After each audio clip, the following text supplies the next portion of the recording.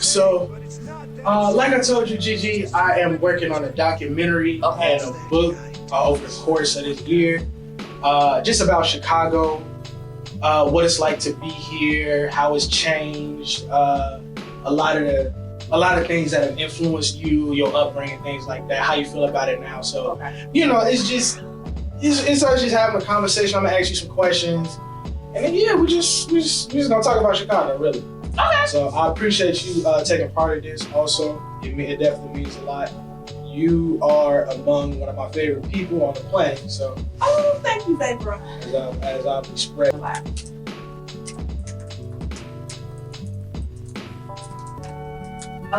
Southside, born and raised. Dude, can you remember to what your first address is? Our grandmother, 3717 South Princeton. I think that's Mama's first address too, ain't it? I think so. Okay. So did y'all live with grandma or no? Yeah, we live with grandma. Okay, I didn't know that. Because I guess my earliest memory is just, I don't remember we lived on King Drive, but I do remember living in Wilbur. That's probably like my earliest. Well, you was a baby. Yeah, I know. Yeah. Like I said, that's probably, well, I mean, shit, when you were living with grandma, I wasn't nowhere near the picture. It was still another sibling. It was a sibling outside of me. They had to, so. And what part of the city do you currently stay in? I still stay on the south side, Roseland, Pullman area. It's hard to leave the south side. I get it. It's a lot of comfort, It's convenient, and it's not necessarily a thing where you stuck, but it's just like downtown is nowhere to fucking park. North side is nowhere to fucking park. Ever. The west side is. That's not my territory. Yeah, no. And I mean, ain't nothing wrong because there's nothing wrong with it. But yeah, of course. This is familiar for me. Yeah. So even if I could afford to live in Bronzeville, buy a house in Bronzeville, I would stay on the low end. Yeah. That's where I have the most comfort at. But yeah, the north side is nice to visit, but I'll stay on my south side. I mean, trust me, and like I said, I did a lot of moving and shaking on the north side just because that's why I went to college, and it's just I can remember several times where I was hella late to class, just looping the block looking for a damn park. So it's an acquired taste. Yeah, and I worked on the north side, and where? Kendrick. It's on Montrose and Western. Okay. And the streets are super narrow. Yes, they. Ugh. You have to fight with commuters, bikes, narrow roads, slanted streets, diagonals. Oh my God! Yeah, it is. Man, no. It can be a nightmare. It's cool to kick it up there, but my God. Yeah, if you Uber, but trying to find a park and then you turn around and. I visited a friend recently and I thought I was good parking and now I got a $75 ticket and I'm just like, oh my goodness. The city will get you. Especially up north. Yeah. You will get ticketed. Yeah. What part of the city would you say is the safest? Probably the north side. I'm used to the south side. There are always random acts of violence. But sometimes it's the circle in which you keep. Yeah. Even if you're not a part of that activity, you can simply be in the wrong place at the wrong time, especially with certain people. And you may not even be the intended target. Yeah. But the north side is probably. Yeah, it's a lot of money and it's a lot of effort to kind of keep that area pristine. Property taxes supposedly, and it's not enough money in the budget to go to the south side again, apparently. But it is. I guess it's multifaceted. Yeah, it's which is one way to really describe what in Chicago is. what part of, well, and I think you kind of answered this. What part of the city is your favorite? The South Side.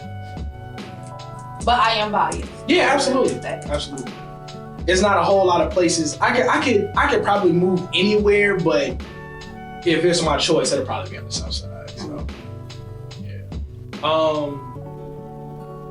Since you were a kid, in comparison to where you are now, how has Chicago changed?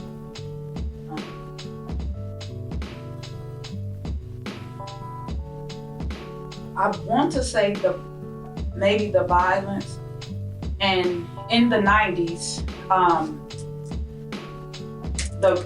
it was a lot more murders. But when you're younger, you don't really understand, you don't really appreciate it. But now that I'm older, and the things that I see, and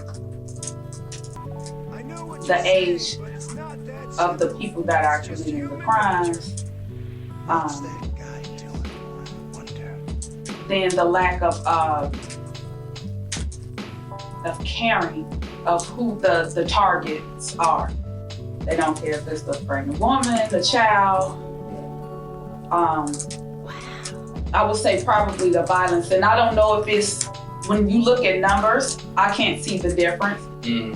But I can, and I was younger, so it's different, but I can truly feel the difference in how the violence is in the city. I believe in some ways we are becoming more diverse.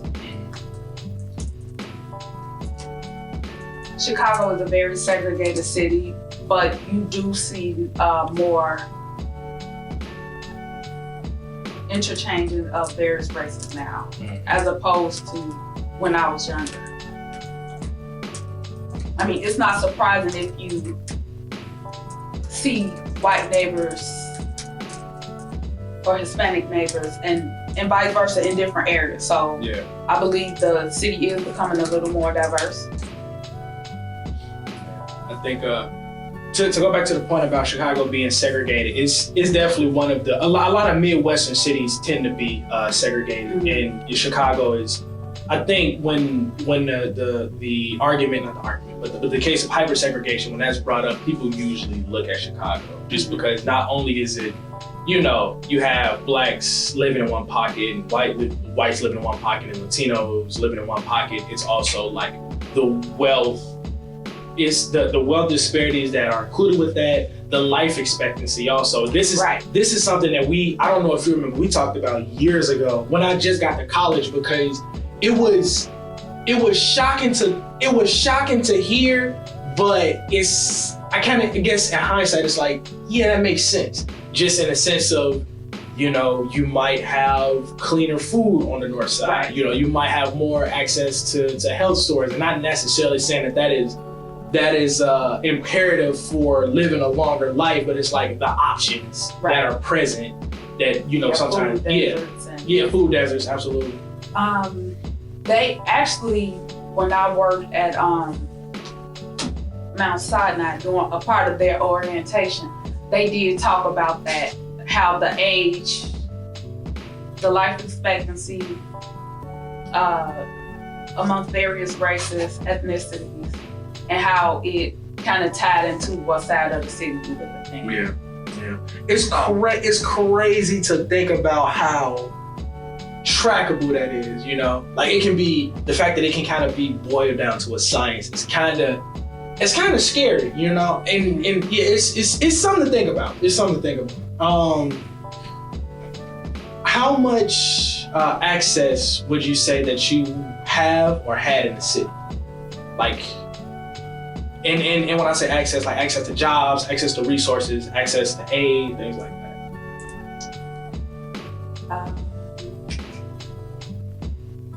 Well, so once when I was, and sometimes you don't know a difference until you get exposed to something different. Yeah, that's.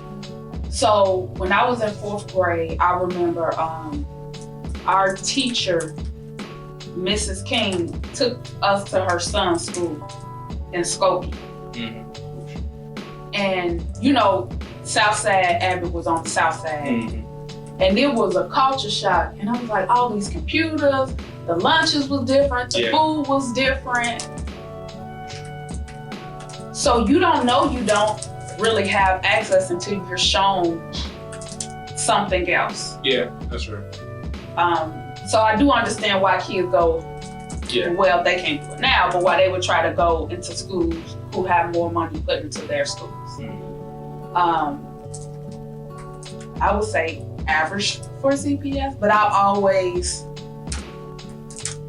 been a really good student, so I was always in programs. But between the siblings, like that. Yes, between the siblings, you are probably the strongest student. So I was always in programs. Yeah, I was always, just trying to excel. So I was in a lot of academic programs.